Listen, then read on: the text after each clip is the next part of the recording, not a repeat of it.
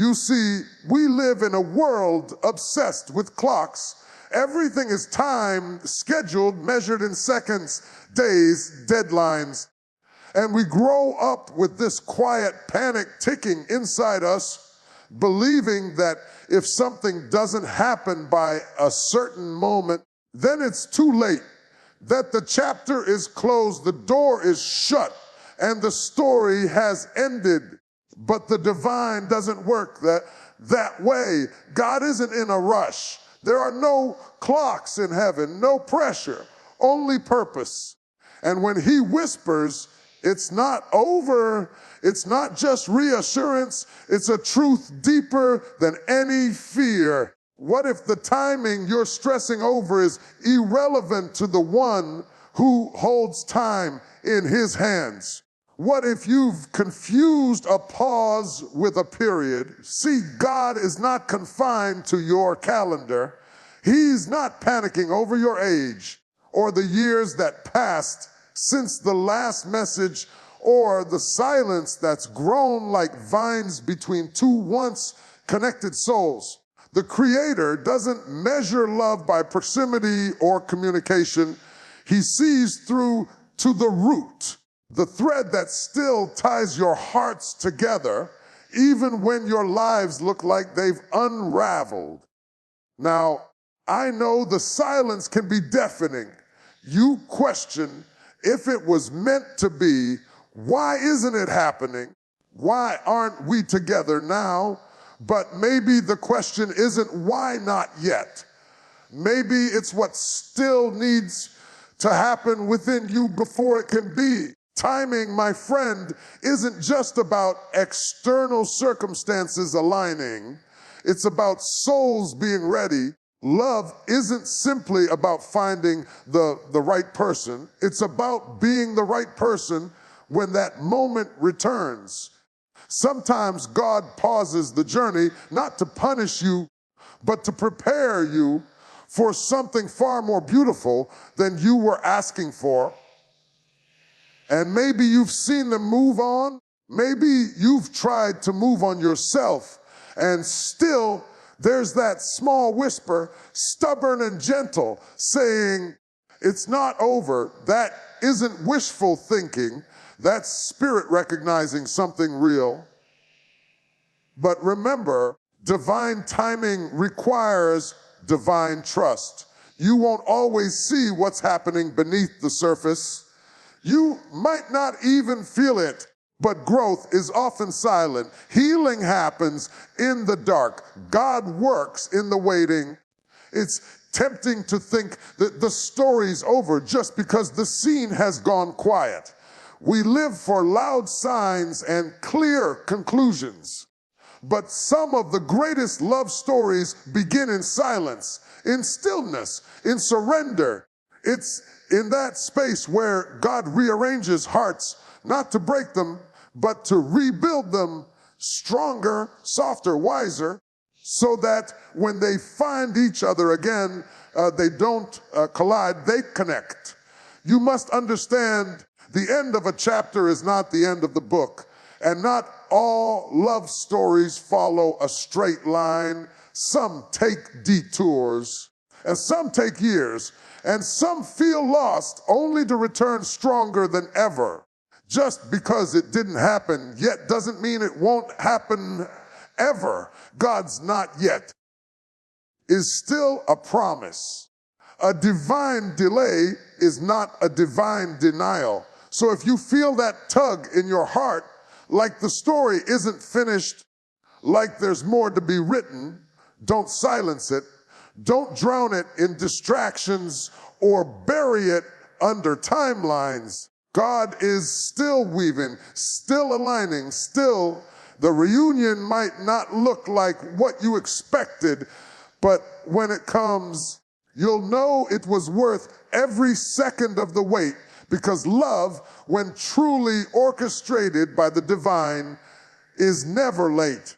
And so I say to you, not as a preacher, not as a philosopher, but simply as a soul who has watched the stars move and the tide return, trust the silence, trust the pause, Trust that what's meant for you is not running out of time, it's ripening. Sometimes two people drift apart, not because the love is gone, but because the space between them needs to be felt. Because something within them, within both of them, must unfold before they can come together again in truth, in depth, in alignment. But the world sees separation and rushes to label it the end.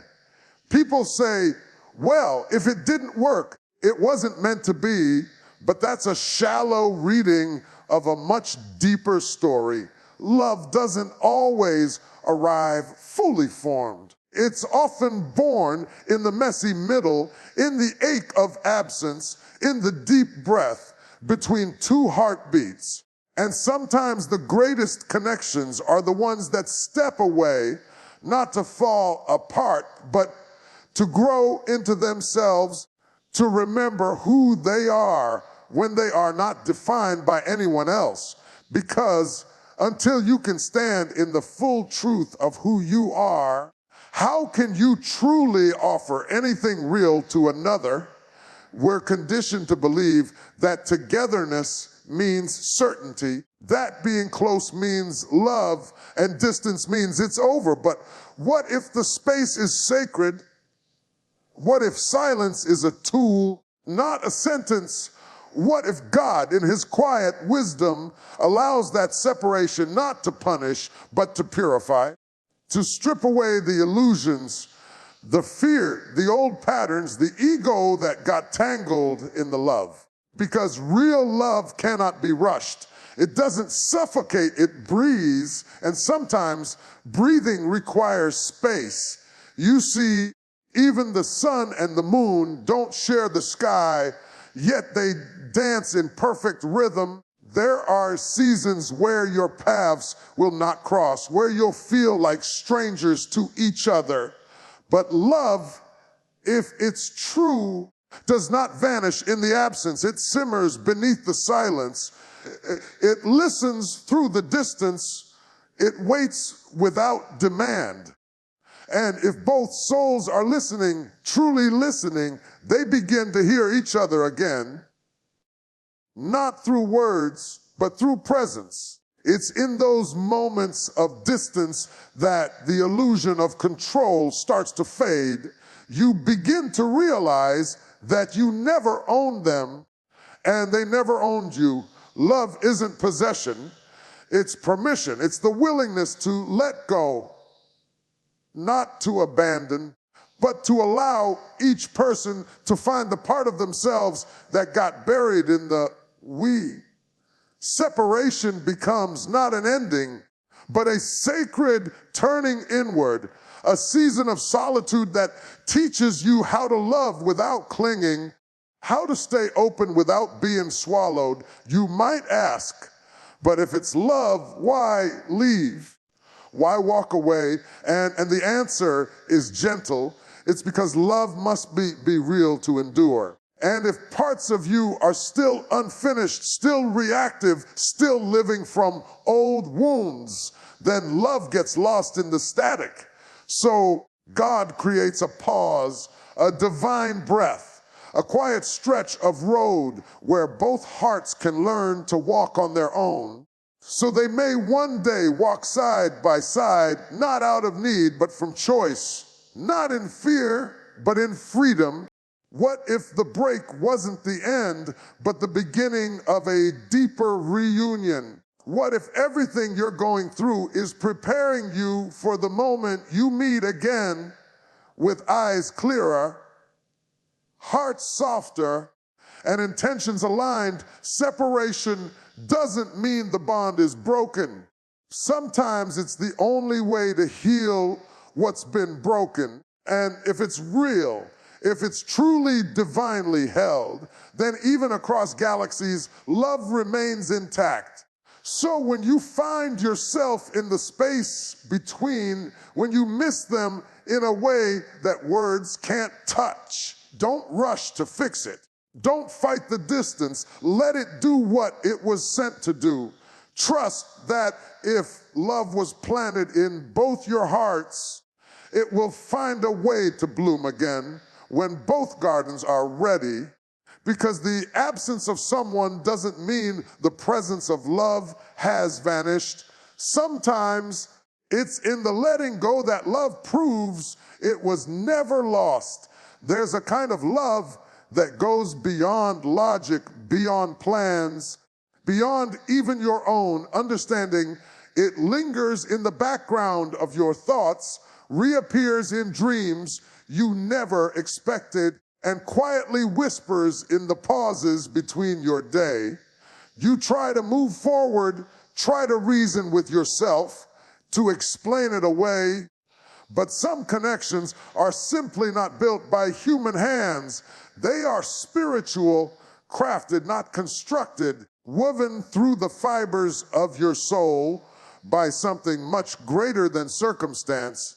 And when God writes the story, no one can erase the ending. We may take detours, make mistakes, lose sight of what we once held sacred, but divine love doesn't dissolve in the chaos.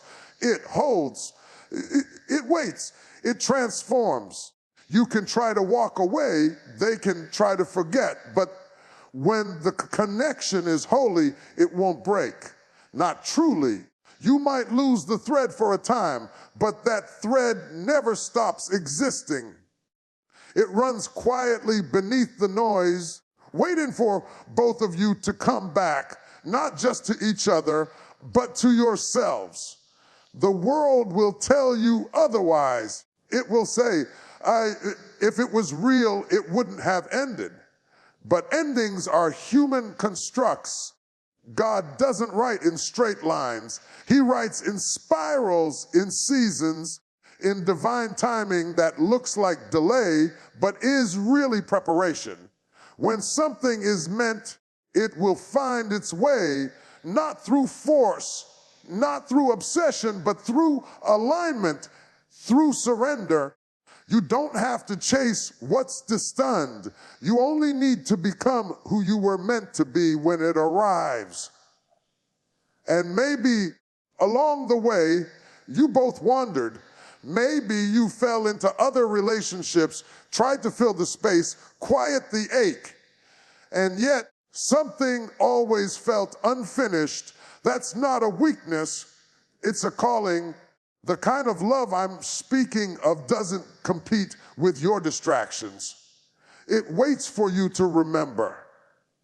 And sometimes the very pain of separation is what wakes you up. It softens your pride. It reveals your truth. It teaches you to love from a deeper well. But here's the thing, love like that can't be faked. It can't be rushed. It can't be manipulated, and it certainly can't be destroyed by other people's opinions. No voice of doubt, no well-meaning friend, no fear or failure can erase what was designed in the secret place between you and the divine. Others may not understand it. They weren't meant to. It wasn't revealed to them. It was revealed to you. And that matters. Because if it was real in your spirit, not just your mind, then it's real in a way that time, distance, and silence cannot undo. You see, God doesn't just unite two people for the sake of romance. He unites them for purpose, for growth, for healing, and often the journey toward each other is really a journey inward, through pain, through waiting, through surrender, until the timing is right, the lessons are learned, and the hearts are whole enough to hold what they once dropped. So don't be disheartened if it looks like they've drifted. Don't assume that time has canceled the promise. What's divine is never in danger. What's real isn't threatened by a little silence or a long detour. You can trust the hands that wrote the blueprint of your soul. If he brought your hearts together once, he can do it again, this time with greater strength, with more wisdom, and with a love that knows what it costs to fall apart and still choose to return. The truth is, if it was orchestrated by heaven, it will not be destroyed by earth. What God has woven, no one can unravel. Pain, it's something we spend our whole lives trying to avoid. We run from it, numb it, ignore it, bury it beneath distractions and busyness. And yet, it always finds its way in, doesn't it? Especially when love is involved, when hearts are entangled and then torn, when promises fade into silence, when someone you once held like oxygen suddenly becomes a memory. That ache, it feels unbearable at times. But what if pain isn't the enemy? What if it's a messenger? We often think of love as light, as joy, as warmth. And it is all of those things, but real love, deep, soul level love also burns. It exposes you. It unearths wounds you didn't know you had. And when that love seems to slip away, the pain it leaves behind isn't just about loss, it's about transformation. Because in those moments of heartbreak, you come face to face with yourself, with your attachments, your fears, your need for control. Pain strips away the illusions. It doesn't ask for permission. It doesn't knock gently. It breaks you open. And that's exactly where the light gets in. And I know in the middle of it, it doesn't feel purposeful. It feels like punishment, like you did something wrong. You wonder what you could have done differently, how you could have held on tighter, said the right thing, fixed it all. But love isn't a project to fix. It's a path to walk. And sometimes the most sacred steps are the ones taken through the valley of heartbreak, because it's there that your soul expands, not in the easy moments, but in the ones that bend you. You begin to understand things you never saw before. You begin to grow compassion, not just for the other person, but for yourself. And slowly, painfully, beautifully, you begin to heal. That pain that once screamed in your chest becomes a teacher. It says, you are more than what was lost. It tells you, this too is love, this becoming, this rebuilding. You start to realize that the pain didn't come to end you. It came to prepare you for something fuller, for something more grounded, for a love that can weather storms because it has already lived through the wreckage. That heartbreak didn't break you. It broke the parts of you that were never meant to stay. The patterns, the expectations, the illusions. And as they fall away, what's left is something truer, something freer. So if you're sitting in the middle of your pain right now, wondering why it had to hurt so much, know this, it's not meaningless. That ache you feel is sacred ground. It's where your soul is stretching, where your old self is dying so your new self can rise. You are being refined, not rejected. And just because the person is gone for now doesn't mean the story is over. Sometimes the pain is the turning point, the part of the story where everything changes, not outwardly, but inwardly. And if they come back, and I say if with reverence, not doubt, it won't be to the same version of you. It will be to someone who has walked through the fire and emerged more whole, more honest, more ready.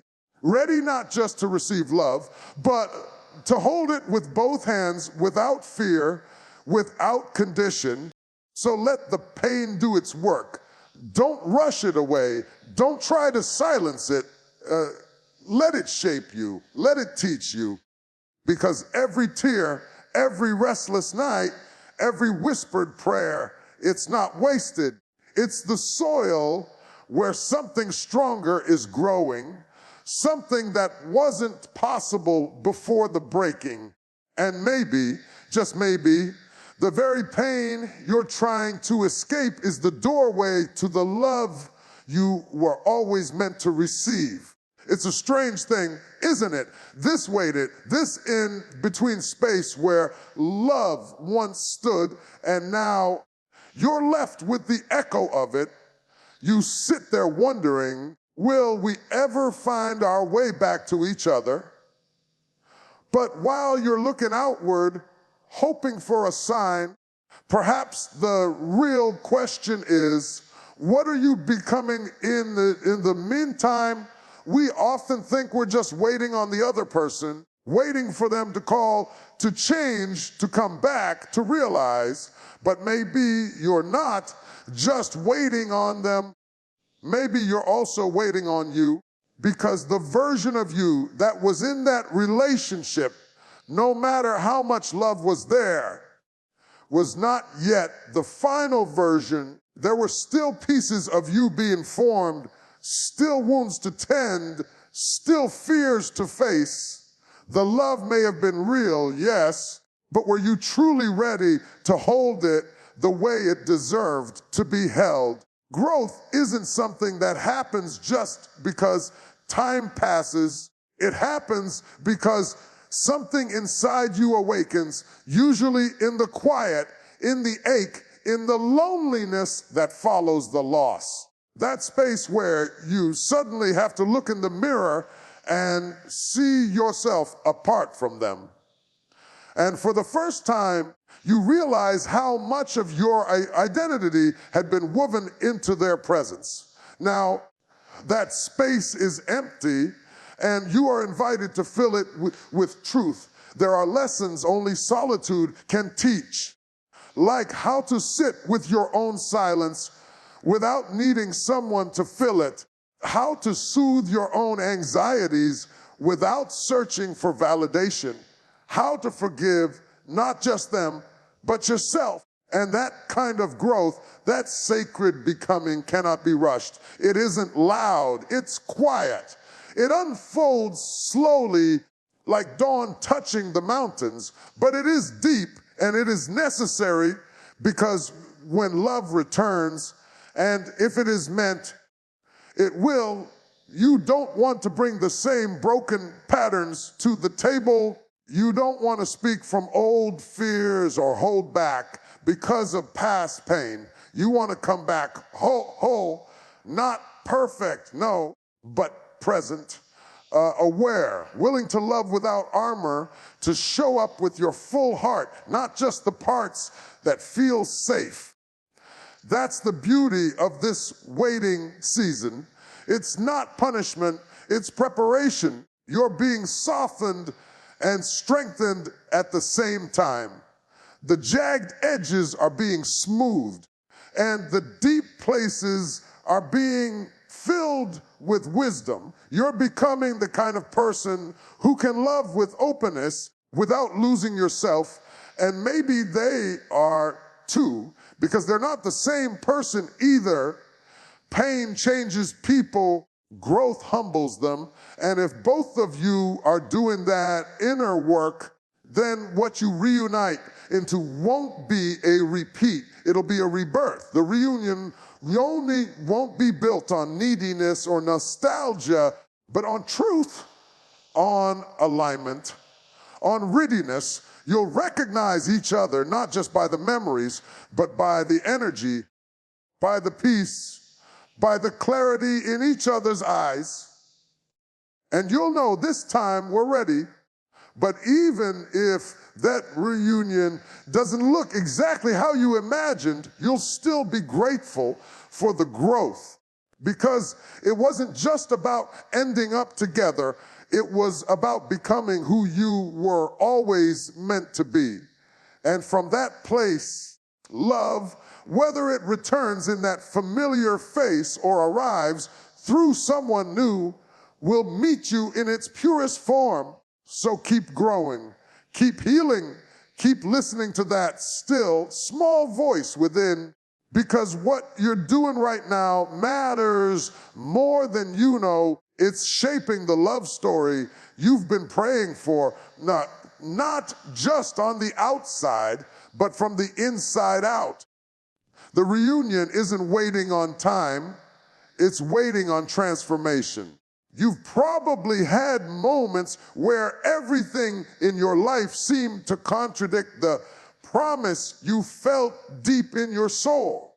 Times when it looked like the story was over, like they had moved on, like the silence between you was too wide to ever cross again. And people around you, maybe even your own voice, started to whisper, "Let it go, it's done." But even in that space, something within you kept pulsing quietly, saying, "No, it's not over." And here's the thing, when God says yes, no amount of no from the world can override it. You see, we spend so much time listening to external voices, friends, family, fear, logic, and they mean well. Most of them, they try to protect us from disappointment, but they weren't in the room when that moment happened, the one where your soul recognized theirs. They didn't feel what you felt. They didn't receive that quiet confirmation in your spirit that told you without needing explanation, this is not ordinary. That connection, no matter how long it's been, still lives somewhere beyond the reach of logic. But here's where faith gets real, because God doesn't always shout his yes through circumstances. He doesn't always confirm it by making things easy or obvious. Sometimes his yes comes wrapped in delay. Sometimes it feels like distance, like doors closing. But those are not no's. They're pauses, they're tests, invitations to trust deeper than what your eyes can see. And isn't that what faith really is? The ability to keep walking even when the road disappears beneath your feet. So you wait, you hold on, not in desperation, but in trust, in quiet confidence that if it's truly authored by something bigger than you, then it is protected by something bigger than you. And no opinion, no timeline, no failure or detour can cancel what was written for you before time ever began. You don't need everyone to understand it. You don't need to prove it to anyone. The kind of love that's been ordained doesn't need applause or permission. It simply waits for the right moment to reappear. And when it does, it doesn't come with chaos. It comes with clarity, not with begging or fear, but with peace. It feels like exhaling after holding your breath for years. And sometimes in the space between now and then, life tries to convince you to settle, to forget, to move on with something easier. But you know better, not because you're stubborn, but because you're aligned. Because you know what you felt wasn't manufactured or imagined. You know that even if your heart has questioned, your soul has never really let go. That's how the divine speaks, not always in thunder, but in stillness, in that quiet inner knowing that doesn't leave, even when everything else does. And if he has spoken yes over your story, then that's the only word that matters. You don't need a timeline. You don't need a plan. You only need trust. So don't let doubt drown what was given to you in sacred clarity. Don't trade the eternal for something temporary. Don't close the book when the author is still writing. Because when God says it's not over, it's not over. And when the time comes, and it will come, you'll see that every tear, every prayer, Every moment of waiting was not in vain, because the story you thought was finished was just getting started. Never mistake silence for absence. The sacred doesn't shout, it waits to be revealed.